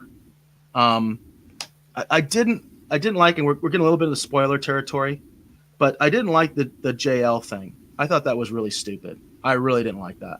I really was like, what? And I know that that's meant to show later what's going to happen in the series, because they're going to be all casual and she's going to be irreverent because that's just the thing to do. You know what I mean? And I'm like, yeah, that's not Picard. That's not how Picard rolled. That's not how he is, Yeah. So I didn't like that at all. I think that's disrespectful. I was in the reserves myself, in the Navy reserves. And it's like a lieutenant commander cannot be going around calling the admiral JL, Right. And also I thought it would, and being, again, because I do know something about Navy ranks and stuff, why would a lieutenant commander be his first officer? He's an admiral. That would mean he's in charge of a fleet. In fact, he's supposed to be getting a fleet ready. This just happens to be his flagship. There should be an actual captain on the ship, kind of like in the motion picture, how you had Kirk as an admiral with a captain on the ship. That's the way that it works in real life. There's still a captain of the ship when an admiral's there. You know what I mean? The admiral's in charge of the fleet. That's his flagship. That's his command center, if you will. But there still has to be a captain of the ship. The whole way they did it is just very amateurish in that regard, in terms of not understanding military ranks and how things work. Granted, this is a fictional military. I get that. But Starfleet is based on naval traditions. That's where it all comes from. Starfleet is based on Navy traditions. They've said that in the show. So to me, that irked me a little bit, that she's a lieutenant commander and she's his second officer. There is no captain. He's the captain, even though he's an admiral. It's kind of like, you guys are kind of messing this all up, Right. But that stuff just irks me, again, because I do have enough of a background where I can kind of see things like that. And I'm just like, come on, guys, do a little bit of research, And I was kind of surprised why they didn't even just make her like a full commander. Why did they make her a lieutenant commander? Or captain. Why can't she be the captain? Yeah, I was just in my scenario, is weird. Make her the captain. Make her the captain of the ship. He's the admiral. He's in charge of the fleet. She's the captain of the ship. What's wrong with that? Right. But again, the informality I didn't like. One thing I kind of liked is the setup, but I will say, from a lore perspective, they're totally violating the Prime Directive just by doing this rescue operation. I don't know if people have really thought about that, but even more so, it's like, okay, so they're not going to tell us what the justification was to do this. They're just not going to do that. They're not going to go there. Because it is a violation of the Prime Directive. They are meddling in the internal affairs of the Romulan Star Empire. They should just let the Romulans do their own thing. The Romulans have a fleet. Why do they even need Starfleet? You know what I mean? Right. So a lot of this setup, I think, is a little bit convoluted, in my personal opinion. I think it would have made more sense that Picard is trying to do something to stop the supernova or something like that, maybe, because it's going to have repercussions beyond Romulus, But the idea of, because the whole premise of this whole thing that this story sets up is this idea that the Romulans basically let's just go through it real quick. So basically, Picard is going to a Romulan colony, supposedly a very small Romulan colony that they didn't know about because the Romulans are very secretive. They've always been secretive. That makes sense. They would still be secretive even if they're dying. That's just the Romulan way. Don't trust anybody. So they didn't even know there were any people on this planet. And some of the Romulans are saying, hey, we got this planet. We need help. Can you go evacuate it? So they say, okay, we'll go evacuate it. How many colonists? 10,000. Oh, that's not too bad. We didn't think there was anybody there, but 10,000 isn't too bad. We'll deal with it. Right. When they get there, they find out it's not just 10,000 Romulan colonists. There are like 5 million native inhabitants of this planet that are basically slaves to the Romulans. Okay. Right. So I like that setup, but it does, in the terms of the greater lore of Star Trek, you have to be thinking, well, in the series, there was all sorts of times where they had civilizations that were going to be destroyed, and they didn't intervene, and they just let them blow up. There were also episodes where they intervened, and I always assumed those were planets that were either part of the Federation or looking to join the Federation or allied with the Federation, that kind of a thing. Right. The Romulans are none of those things. They're not allied with the Federation, at least not anymore, I don't think. I mean, we were allies during the Dominion War, right? But as far as I know, based on the events with Shinzon and all that stuff, there is no alliance between the Romulans and the Federation anymore. Romulans have no interest in joining the Federation. So you kind of begs the question, why are they there to begin with, you know? And then once they come into the situation, it's always been the Federation policy, because of the Prime Directive, oh, these are primitive people, we'll just let them die. Because that's what they do in Star Trek. You know what I mean? Right. They're primitives. They kind of would take the Romulan side and say, oh, yeah, well, we can't interfere, so we'll just let them die. Instead, what Picard says is his mandate is to save everybody that he can. But again, it's like, well, how does that work with the Prime Directive, you know? Right. So that's kind of one of the lore issues that I have with this, being the big Trekkie nerd that I am. I like the setup in terms of, I like what the Romulans are doing, because I could totally see the Romulans doing something like that, where they have basically enslaved some other race that nobody even knows about. Like this race isn't even categorized in Federation database. They don't even know they existed, you know? Right. And Romulans act like, oh, we've got 10,000 people on this little agriculture planet, and don't even care about the natives, you know? Yeah, that's totally a Romulan thing, for sure. That's totally a Romulan thing. But I do question a little bit of the setup of why exactly and how the Federation is so up to its neck in this stuff. And I've already seen a theory from Ketwalski. I watched his video before we went on the air. Yeah. And, he actually is saying that he thinks this event is the thing that breaks Picard's back, because what he thinks is going to happen is that the Federation is going to leave the primitives and save the Romulans, and Picard's going to be really pissed. But the thing is, it's like, well, if you watch the show, Picard used to leave primitive civilizations to die all the time. You know what I mean? Like they did that. They even talked about how they did that. There's an episode, a really good episode, where Worf's adopted brother tries to save this primitive race, and they're all pissed at him, you know, because he tried to save these people, and they're like, well, you should just let him die, because that's the Prime Directive. You remember that episode?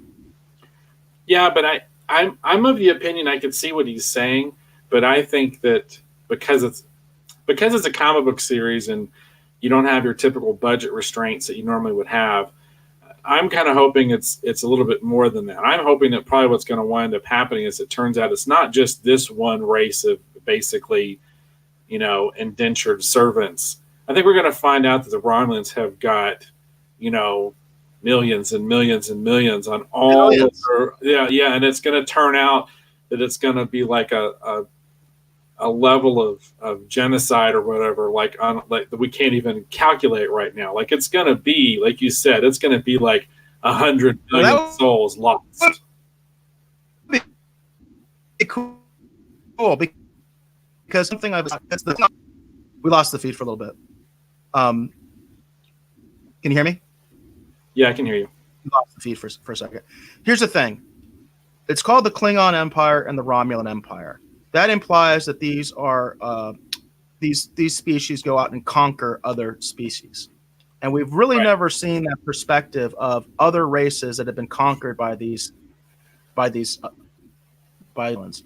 Now, we did see a little bit in the original series with the Klingons. We actually saw Baltar, John. What's the actor's name that played the original John Baltar? Colicos. John Colicos. Remember, he was the military governor of this planet with the Organians. So we saw a little bit of that with the Klingons, how they deal with other cultures and stuff like that when they conquer a place. But that was just a hint. We very rarely get to see how these empires actually work. The way you see it, you just kind of assume it's just a bunch of colonies with Klingons on it. It's just a bunch of colonies with Romulans on it, right? We got a little bit of nemesis with the Remans and how the Remans were treated. Well, what I think is cool, and I think what you're trying to set up here a little bit, and I'm hoping we get a payoff like this. I'm just not counting on it. I hope we get a payoff like this. It would be really cool because the Romulan Empire is so secretive to realize they are like on par with the Federation with like dozens of races that are under their jurisdiction, and they're just going to let them all die. They don't give a crap about them. You know what I mean? That would be really cool, and that would be really amazing if they went that route and said, yeah, the reason you don't know about these people is because the Romulans aren't going to tell you. But there are literally dozens of these species that they have taken over and conquered, and they don't feel any responsibility to them at all. You know what I mean? Yeah. And that would be cool. And see that, because I could see that breaking Picard. Like if the death is almost like the level of the deaths is almost incalculable, and the Federation goes, we're going to save the Romulans because we need this to work.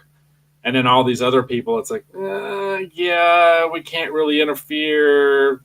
This reason, that reason. Even though they're already interfering. It's like, we can't really do that. Picard's like, are you kidding? Like, tell me you're kidding. And they go, no, we had a meeting and we voted and, they're toast. You know, and that's where I could literally see Picard, like, taking his comm badge off and just literally just dropping it on the bridge of the ship and just leaving. You know, I could see that being a major thing for Picard, and I could see that really weighing on him as he gets older and feeling like I have failed on a level that I couldn't even imagine. You know, like and that would taint his legacy too. That would explain why nobody talks about him, because in the trailer when he goes to that Starfleet headquarters, I don't know if that's actually supposed to be the main headquarters or not. I'm not quite sure, but when he shows up and he's like, hey, look, I found this girl, she needs help. And the lady who's in command is like, we're not going to do that either. You know, and he's checking in with that guy and he has to spell his name. It would explain why the Federation literally has just like removed Picard from the history books. You know, why which is not very Trek. That's not very Trek at all. That is it would explain a lot, but that's very not Trek. That's not Trek. That's not Starfleet. That's not the Federation. That goes against the Federation and Starfleet values. You know what I mean? But I could see that. I could see that, especially with the way the state of Trek it is now. I mean, I could see that. I do like the idea that the Romulans have literally, like, are hiding billions of other sentient people that they've conquered and just don't give two craps about. Yeah. That makes a lot of sense. That totally makes sense, you know? And of course, the other side of that is, it could just come down to a logistical issue because, as we find out in this series, Geordi is responsible for building this fleet of transports. Right, Geordi's at the shipyards making this fleet of ships to actually do the mass evacuations, because we assume just Romulans alone, there's billions of them, right? Right. So they've got it. They're building these massive ships to get them out of there, which begs the question: what are the Romulan shipyards doing? You know what I mean? So, but anyway, so they're trying to organize this big fleet to evacuate the Romulans. If Starfleet had no idea that there's literally like double or triple the number of people involved, right? Because the Romulans never told them, they wouldn't even have the capability to save them. You see what I'm saying? Because if we're talking about, let's just throw a number out there. Let's just say there's 18 billion Romulans. So they're building a fleet for 18 billion Romulans. But we find out there's 30 billion other people, you know what I mean, that are not Romulans that they don't give a crap about. It would be, like logistically impossible to rescue them. But it's still, I think Picard would still feel responsible even in that scenario. I think he would, because he's in command, and he would feel like he should have known. At the end of this comic, there was a nice thing that I liked because I did feel Picard was way too trusting in this comic. And at the end, as he's sitting in jail, he's lamenting that. He's like, "Yeah, I should have known." I mean, he's dealt with the Romulans before. He knows the Romulans are duplicitous. That's their nature. Right. So to kind of let his guard down like that, and to kind of just acquiesce so much, it's like, yeah, it's kind of weird, you know. But I do like that he's addressing it at the end of the book, where he's like, yeah, this isn't going to work, you know, because I can't keep acting this way with these kind of people, you know. Right. So we'll see how it unfolds. I'm curious to continue reading the series, and like I said, I enjoyed the comic. And like I said, I could see where if it turns out it's not just this race of people, but it turns out that they've got alien races all over the place that are in all different forms of slavery and indentured servitude. And to them, it's about the same thing as, leaving some shovels behind. Who cares? We don't need them. No, that makes sense from the Romulan perspective. That's totally Romulan. The question that I have is how are they going to let the Federation and Starfleet deal with this in a Trek way, or are they just going to discard Trek values like they have in so much other stuff, in my opinion, and just make it a big mess where the Starfleet is just like, tough cookies. You know what I mean? Well, what's interesting about this too is that I feel like that, to an extent, I feel like I can't remember which one, but I feel like the Orville kind of walked this ground in one of their season 2 episodes. I remember there being sort of a similar sort of a thing, a discussion about, well, what are we going to do in this context? Are you talking about the race that has they don't have females? Yeah, that whole thing. I mean, I literally feel like the Orville's already been here and done that even recently. So we'll see. But in the context of Trek, I mean, I think your scenario could be really good. I'm just not sure that's where they're going. I could kind of see it going with what Kowalski said, and that it's just this one planet, because there's only 3 issues for this series. I didn't realize how short this series is going to be. It's only going to be 3 issues. This is going to be a quick story, you know? I thought it was going to be more than just 3 issues. 3. That's it. Usually it's enough for a trade, and a trade is usually about at least 6, or 5. So, or sometimes even 4. 3. Yeah, they're not going to go. Well, they could. They could be a huge punch of a payoff where it's revealed that, in the midst of all this, it's like we found out it wasn't just this one planet. There were dozens and dozens of worlds. And that would make total sense. And the death is the people left, the souls left behind to die is almost incalculable. I could see that breaking Picard's spirit pretty big. So, and I also think that would actually be kind of a cool piece of lore, because it kind of, to me, addresses something that I've always kind of wondered about. It's like, hey, this is an aggressive, empire. They must have conquered other races. You know what I mean? So it can't just be a bunch of colonies. That's not how an empire. Imperial colonies work in that. Yes, they have colonies, but there's other people that are already there and they take over. You know what I mean? Right. So that's the way that colonies work with an empire. It's and I could see too where it would also answer that idea. Picard could be like, well, this is not what the Federation is about. This is not what we do. How can you just turn a blind eye to this? This is not what the Federation stands for. Yeah. And then literally the current Federation Council going, well, this is what we can do. It is what it is. And then Picard being like, well, then I can't do this anymore. I mean, and that could literally be, in a weird way, it answers that idea. It's like, well, how can the Federation behave in this way? And it could turn out it's this current new board for whatever reason. You know what I mean? And they've just made some really horrible decisions. Not like we see that every day. Anyhow, that kind of just horrible political decisions. Typically are not depicted well in Star Trek. Admirals are typically not depicted all that. There's some of them. But admirals typically are not depicted very well. One thing I wish they would. I know they're not going to address it. I don't think they're going to address it in the show. But I would love if they kind of addressed why Picard promoted when Kirk told him not to do it. They told him don't do it, don't promote. Well, and it's like that's the thing. I hate that this is only going to be 3 issues, because I feel like if it was 12 issues, we could really get knee deep into this. The catastrophe. I mean, because the thing is, the show can lean on the tragedy that they can show in the comic that they could never afford to show. Like, they could do that in a comic. they could really give us this incredible world building for this horrible, horrible situation, and give us something that when we see the Picard when he's on the vineyard, in the beginning of the first episode, and he just seems kind of broken and lost, man, you totally get it.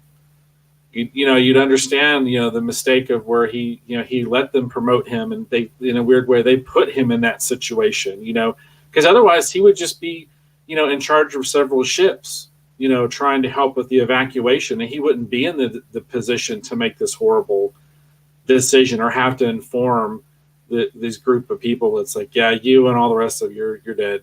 I can't interfere. I can't do anything. Well, they probably don't even know what's going on. Yeah. Well, we'll see. I mean, you never know. They could have been a former spacefaring species, and they've, were exploring the universe until the Romulans came along and conquered them. I mean, they could have, writing and language, and what I mean? They could be, Yeah. A totally conquered race of people that used to be on the same level as any one of the, member planets of the Federation. And that makes the tragedy even that greater. But I don't think in 3 issues they have enough room to explore that idea. But if it was 6 or 12, they could really give this concept the kind of mileage they need to really set everything up. And then the show can either lean on it or choose not to lean on it. They can just refer to it as the tragedy, and you're like, well, how bad could it be? And you read the comic series and you go, wow, it's pretty bad. So yeah.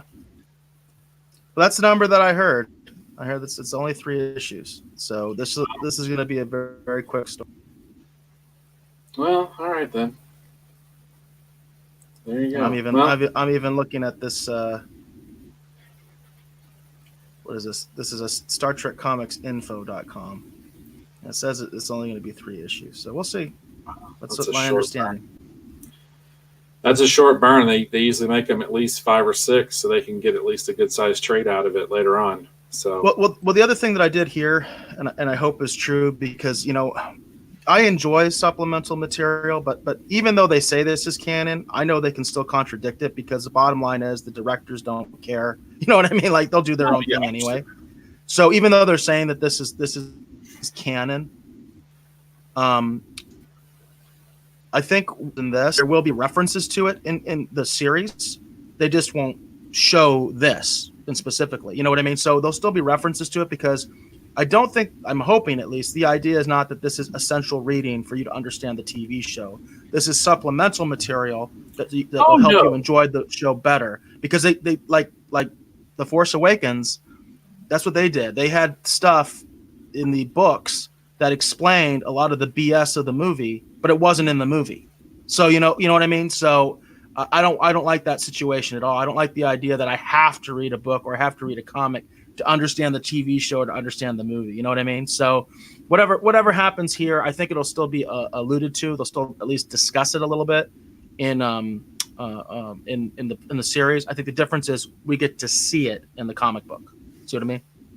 No, yeah. I get that.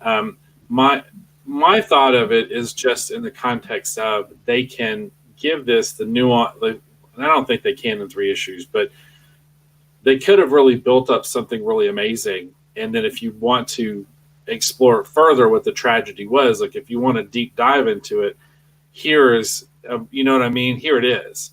But I'm not talking about leaning on into it where they're going to refer to events specifically that happened in the comics. You know what I mean?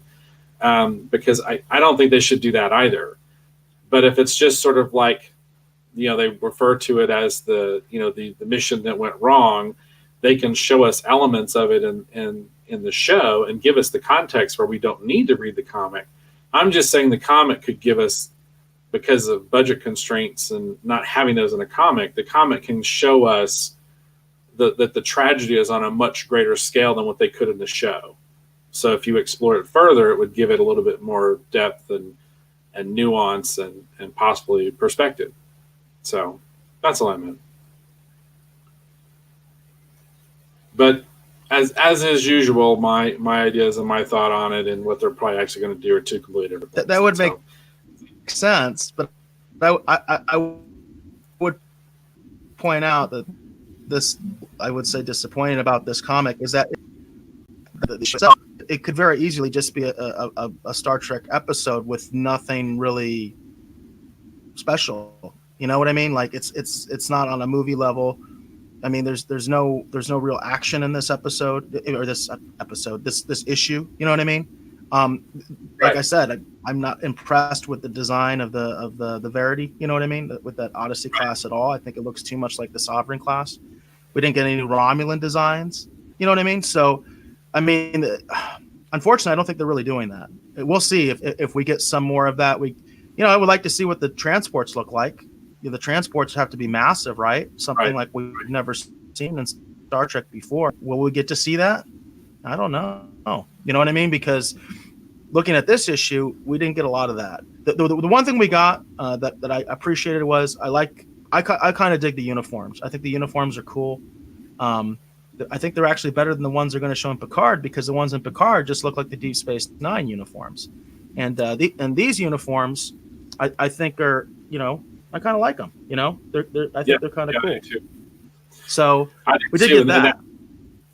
And that's the thing I thought was even weirder, was that I do like those uniforms, but I don't think we're going to see those uniforms on the show at all. No, I don't think so either. That's the irony, is I don't think we're going to see these, because we've seen the Starfleet uniforms in the trailer, and they look like Deep Space Nine uniforms. So but it's so weird, because they unveiled this uniform at a Trek convention, but I don't think Patrick Stewart's even going to wear it in the show. And then we see that the Starfleet people that he's interacting with in the trailer, they're not wearing these uniforms. It's like, did they really design a uniform to feature it in a comic book? That's kind of different. Yeah, it's kind of crazy. So we can see if I can get the angle right here, you can see the other character from the show. That's her in her uniform. So, I mean, I think the uniforms are cool. We'll see. I would love to see like stuff that they can't do in the show done in the comics. That's the way to use the medium as a tie-in. That's how we did it with Occupants. We did things in the Occupants. They should be doing. We did things in the Occupants comic book that we couldn't do in the feature film because of budget issues, and kind of let our imaginations run wild. But I think the problem is, CBS is really tight, and I can totally see the artists. Who was the main says art by Angel Hernandez. Okay, I could see him saying, "Hey, wouldn't it be cool if we did this?" And they're saying, "Can't do that." Well, what about this? Can't do that. What if we showed this? Can't do that. You know what I mean? Right. So it is what it is. I think it was, for what it is, I enjoyed it. I will recommend it to people, especially because, if you're it's 3 issues. If you're a hardcore Star Trek fan, Picard fan, it just makes sense, right? But there are things with it that I'm just kind of like, so we'll see. It could pick up in the next issue. It could be a huge payoff in the 3rd issue. Sometimes it's hard. I do like the setup. I do like the basic idea that the Romulans are hiding, these huge races of people. I think that's a great idea, because that makes a lot of sense. Well, and along those lines, would we get in trouble if we showed something from the Occupants comic? No, I don't think so. No, I mean, I was the editor and publisher for this. Okay. So if you share the screen, I got it up here is an example of what we were just talking about how you can use a comic to expand a story. So in the Occupants film, which you can watch on, you said, was it Tubi? Yeah, it's available on Tubi, which is a free ad-based streaming service. And then you have a link to that on your Twitter, correct?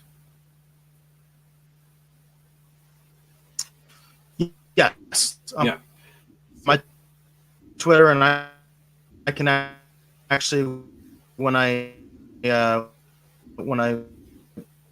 chop up this video and stuff, I can put links and all that kind of stuff in there. So yeah, cool. So this is an example so in our comic, a very exclusive, very limited print.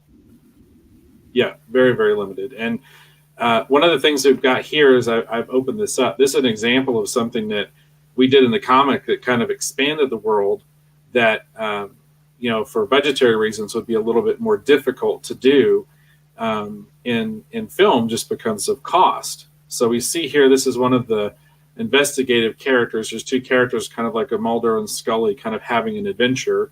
And they work with the Peterson Research Institute. And so we see her, she's in this parking lot and she's talking on a cell phone. And then we get a transitional moment where something's happening and the world is changing. And then she basically flips over to an alternate Earth. And we see the same parking lot in a completely different scenario. We've got jets flying overhead. Yeah, we've got all these destroyed cars. We've got injured people. And she's momentarily, or at least potentially, transported to a completely different world that looks like it's at war. So this is an example of what Eric was talking about. This is one of the great things you can do with the comic. And this is what I was talking about. I hope they'll do with Picard, but I don't know if they're going to do it. And you can show us something that you can lean on, and you don't have the same budgetary constraints in a comic. So you can give us an amazing visual and really immerse us in the tragedy or the moment. And then you can lean on it in the show and just reflect on it, but you don't necessarily have to show it. And if people are curious, if they go and read the comic, you know what I mean? It adds an extra layer, a little bit more flavor, you know what I mean, to the story. But this is exactly what Eric was talking about how you can use a comic to basically amplify and add stuff to your story. So. Yeah, and I would like to see Countdown do that more, and hopefully we'll see that in the next issue. Hopefully. Yeah. We just have to see. Right now, it seems like a very small story. You know what I mean? It's just this one little colony. Right. So we'll see. We'll see what they do in the next issue and see how it concludes. Obviously, this is going to have major repercussions, I think, to let us know why Picard left Starfleet. Should be mentioned that there are two different time periods depicted in this issue. Clearly, there's a time period after Romulus has already been destroyed, and there's some Romulan refugees that we've heard about that work for Picard. They're at Chateau Picard after Romulus has been destroyed. And then most of this is occurring prior to Romulus being destroyed, with Picard still trying to rescue colonies and things like that and get his fleet up to par so they can actually move billions of people. Right. Well, we'll see. Like I said, I enjoyed the issue. I thought it was interesting. I thought, like I said, I feel like artistically it's pretty comparable to the original Countdown series that they did that tied into the Kelvin timeline stuff, the J.J. Abrams, the first film. So I feel like it's pretty comparable to that. So if you enjoyed that Countdown series that led into the J.J. Abrams, the first of the new Star Trek movies of Chris Pine and Zachary Quinto, I think artistically you'll enjoy this one because it's very much in that vein. And I thought it was a pretty solid book, but I'm a little shocked it's only going to be 3 issues, though. They've got a lot of ground to cover in 3 issues. At least if, they're trying to do what I'm envisioning they would be doing. So we'll see. But I'd say it's a recommend. It's good. It was a fun read. Not a lot of action. Yeah. Not a lot of action, but it's all set up in this one. So hopefully we get a payoff, in the next couple issues. Yeah. Cool. All right. So those are our 2 main topics we're going to cover in this episode. We're going to talk about the current episode, The Mandalorian. We also covered the Picard series, the tie-in comic, the Star Trek Countdown from IDW. I think it seems like we both pretty much recommended everything that we saw and read, right? Yeah. I'm definitely warming up to the Mandalorian more, I definitely do want to see how this story unfolds. Again, investing in 3 issues, I can do that. So because I'm not someone who actually reads comics all the time regularly. It's kind of why I like these miniseries, because I can follow the entire series, and then move on. So right. And then I think we had discussed it previously, so hopefully here in an episode coming up soon, I had pretty much talked you into checking out the Star Trek the early years, the Marvel series that focused on Pike. So I'm going to get you copies of those because I think those will be fun to talk about on the show too, and we can keep talking and reviewing comics. So I think it's fun. And that series is a lot of fun. It's a series I don't really hear a lot of people talk about, and it's very different. It's heavy action. So it's very different from this Countdown Picard book that we just read. So cool. All right, so I guess we're good then, right? Yeah, I think so. Okay, very cool. All right, so we want to thank you for listening to or watching this episode of the Rogues Radio Live. And again, don't be shocked if the name changes very soon. Things are afoot, and we'll be going through some changes. We're learning and discovering more things about this new format, which Eric championed, which I'm quite enjoying. So as we move forward, things are going to continue to change and evolve, and it's going to become I think, a lot more fun, a lot more entertaining show. So if you want to learn more about me, the options are becoming less and less as I slowly retreat from social media in a furious and mighty rage. Anyhow, but you can still find me at my website, and you're still going to be able to see art there and all kinds of fun things. And that is at davebeaty.com. That's www.davebeaty.com. You can learn more about the things I've worked on previously. There's my link to ComicDB. You can see all the comic books I worked on, all that kind of fun stuff, and maybe you can buy a sketch or two. Christmas is coming up. Someone might like a Batman sketch. Check it out. Help support, hopefully my creative endeavors. I would greatly appreciate that. Anyhow, again, I want to thank Eric Alexander for coming on, providing those great co-hosting duties, and carrying the bulk of the show yet again. Eric, I want to thank you for being here. Please tell the folks where they can learn more about you on the interwebs. I'm most active on Twitter, and that is BassGod14, which you should be able to see in the lower part of my screen. BASSGOD14. We are multi-streaming on my YouTube, which is also BassGod14, as well as my Twitter account, which I already referenced, and then also on our Facebook page. That's the Facebook page for the retrospective show. We're also live streaming there as well on Facebook. And always keep in mind my company, Bad Bob Productions, please.